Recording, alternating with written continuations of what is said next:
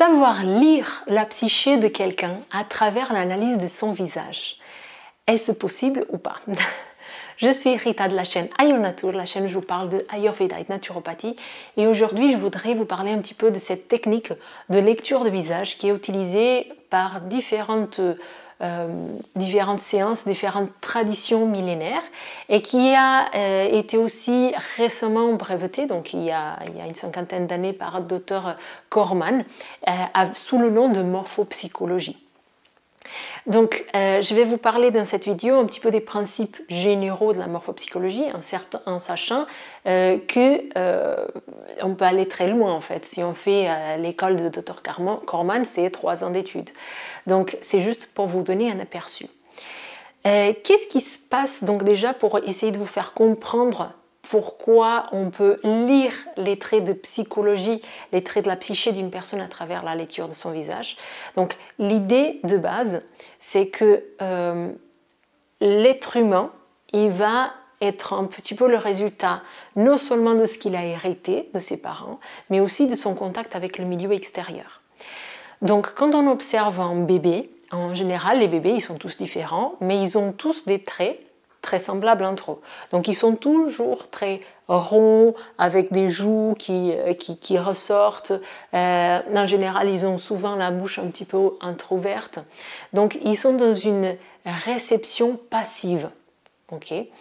Donc c'est vraiment la réception du monde avec beaucoup de rondeur. Et donc, toutes ces rondeurs, c'est aussi beaucoup d'amour et beaucoup de passivité, en fait. Ils sont dans cette réception, et c'est normal parce qu'un bébé, il est comme ça. Il ne peut pas faire autrement, il est dépendant aussi des autres, de sa maman, de son papa, des personnes qui le soignent.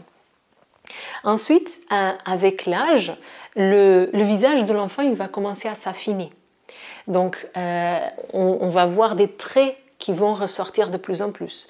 Et il y a des âges qui sont particulièrement intéressants, donc vers l'âge des 3 ans, vers l'âge des 7 ans.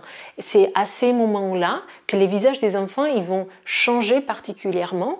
Et il y a des personnes qui ont étudié le développement de l'enfant, comme par exemple Piaget, comme par exemple Freud.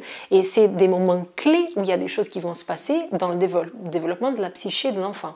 Donc c'est intéressant de voir qu'au moment où il y a ce développement de la psyché qui va changer, qui va faire un saut, on va dire comme ça, il y a aussi des traits de visage qui vont aussi s'affiner particulièrement. Et donc en fait, pourquoi ça se passe comme ça? Parce que c'est toujours l'interaction de l'être humain avec son environnement extérieur. Donc tout ce que l'enfant il va vivre, tout ce qu'il va recevoir déjà de ses parents et tout ce qu'il va vivre, ça va l'influencer d'une façon ou d'une autre et ça peut ressortir au niveau du visage. Maintenant, quand on va regarder un visage pour essayer de l'analyser, et ça c'est une technique que moi particulièrement j'utilise beaucoup, non seulement dans mon travail mais dans ma vie au quotidien, je peux vous dire que ça me rend beaucoup service des fois pour savoir si je vais vers telle personne, si je vais vers telle personne. Par exemple, je veux me faire masser, je vais regarder sur internet et je vais voir la personne qui représente ce stand, etc. Parce qu'en fonction de comment c'est le visage de la personne, je sais s'il y a plus de douceur ou si la personne est un peu plus speed, un peu plus, voilà, ça sort ça, on peut l'observer et on peut le vérifier. Avec un petit peu de pratique, on peut le vérifier, ces résultats-là. Et pourquoi c'est comme ça? Parce que justement, ces traits de caractère, ils vont ressortir ils vont être façonnés au niveau du visage. Donc, il y a différentes étapes pour pouvoir analyser un visage et donc je vais vous parler ici rapidement de ces premières étapes. La première chose qu'on va regarder, c'est les cadres du visage. Donc, est-ce que la personne elle a un cadre plutôt fin ou un cadre plutôt large? Okay. Donc ça va nous donner déjà une notion si la personne elle a une grande énergie vitale, donc si elle a, on va dire, une immunité importante, elle a une bonne capacité à résister aux maladies. En général, les personnes qui ont un cadre large, c'est aussi des bons vivants qui aiment bien faire des écarts alimentaires, des choses comme ça, parce qu'ils peuvent aussi. C'est des personnes qui ont des bonnes endurances, donc un cadre large. Comment on voit si le cadre il est large? tout simplement, on regarde, on essaie de tracer un cadre autour du visage. Donc, par exemple, quand on trace autour du mien, on voit que j'ai plutôt un cadre du visage qui est fin. Donc, on a les deux grandes familles qui après, voilà, dans chaque famille, on va avoir des sous-familles. Mais il y a la famille des dilatés, on va dire, des personnes qui ont un visage qui est large et les personnes qui ont un visage qui est plus fin. Les personnes qui ont un visage qui est plus fin, ben, elles vont avoir un petit peu moins d'énergie vitale, elles vont avoir moins de capacité à résister aux maladies. En général, les personnes qui ont un cadre de visage large, alors là, c'est pas tout le temps comme ça, mais c'est très souvent comme ça. Donc les personnes qui ont un cadre de visage large, elles sont extraverties. Elles sont, voilà, c'est des personnes qui arrivent à discuter un petit peu avec tout le monde, qui sont plus dans l'abondance. Voilà, si par exemple ils partent en camping, c'est les personnes qui vont prendre rien parce que ils peuvent dormir sous les toiles et tout va bien. Alors que la personne qui est plus rétractée, c'est la personne qui va être un peu plus frileuse, un peu plus peureuse, avec plus de tendance aux anxiétés, elle a besoin de plus de temps pour elle. Et quand elle part par exemple en camping, elle va avoir besoin de tout prévoir parce qu'elle sait que le moindre truc, elle peut tomber malade. Donc elle va prévoir la tente, la couverture, voilà, toutes les choses pour toutes les éventualités. Donc un peu plus stressée, la personne rétractée, et un peu plus relax, la personne dilatée. Okay, donc ça, c'est les deux grands cadres. Bien sûr que j'exagère, parce que c'est pas parce que la personne a un cadre plus large qu'elle est absolument comme ça, on a toujours un mélange des deux. Mais je fais un petit peu les caractéristiques à exagérer pour que vous puissiez avoir une notion. Donc une fois qu'on a compris si la personne elle appartient un petit peu au dilaté ou au rétracté, donc on a déjà des indices sur comment la personne elle va se comporter, on va regarder les étages du visage. Donc on va faire une première division ici sous les yeux, et où on va mettre les yeux au-dessus, le front, voilà, les cheveux. Le deuxième étage va inclure le nez et jusqu'à sous les joues et jusqu'au niveau au-dessus de la bouche. Et le troisième étage, il va inclure la bouche et donc le menton. Et donc ces trois étages, ils vont donner des indications sur le premier, par exemple, c'est plus tout ce qui est mental, tout ce qui est cognitif, aussi tout ce qui est un peu plus spirituel. L'étage du milieu, ça va être en lien avec tout ce qui est le cœur, l'amour, les émotions, les sentiments, mais aussi tout ce qui est cœur-poumon, en fait, tout ce qui est pôle rythmique, des problèmes cardiovasculaires, les problèmes pulmonaires, etc. Donc ça va être marqué plus sur le milieu. Et l'étage du bas, ça va être tout ce qui est métabolique, donc manger, digestion, intestin, etc. Donc en général, les personnes qui ont l'étage du bas qui est dilaté, parce que du coup, on va regarder donc déjà le cadre du visage et après on va regarder étage par étage quel est l'étage qui va être le plus dilaté, on va dire. Donc si pour les personnes qui ont l'étage du bas plus dilaté, en général, c'est des personnes qui aiment beaucoup manger, qui vont être très terre à terre, pas très spirituels. Donc ils vont être vraiment ancrés sur la matière, à faire des métiers qui sont beaucoup dans la matière. Ça peut être aussi des personnes qui sont très intéressées à tout ce qui est plantes, tout ce qui est voilà, les racines, faire les choses comme ça. En général, c'est des personnes qui vont tomber aussi dans le surpoids parce que du coup, elles vont dans les problèmes qu'elles peuvent avoir, c'est dans les excès. Donc, ils sont beaucoup dans les excès alimentaires. Donc, du coup, ils vont avoir des problèmes métaboliques en lien avec ça. Les personnes qui ont un étage du milieu plus développé, donc surtout les personnes qui ont des pommettes un petit peu plus sorties comme ça, c'est des personnes où l'affectif il est très important. Donc c'est des personnes qui résonnent vraiment à l'amour en fait. Elles sont très proches de leurs amis, la famille elle est très importante, elles sont en général très sensibles aux mots qu'on puisse leur donner, des choses comme ça.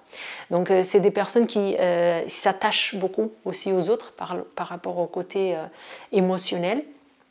Et en termes de déséquilibre au niveau du santé du corps, par exemple, si les pommettes elles sont très très rouges, ça peut signifier par exemple des problèmes cardiovasculaires.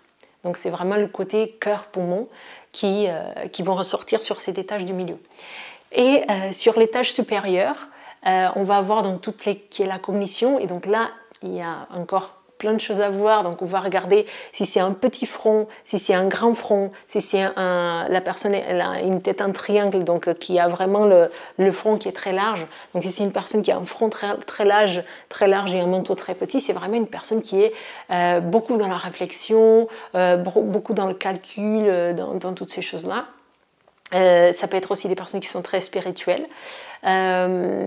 C'est souvent des traits nerveux, parce que du coup ça va être le pôle nerveux, donc les personnes pas mal anxieuses, pas mal peureuses, stressées, etc. Donc qui ont ce haut du visage, le front très développé.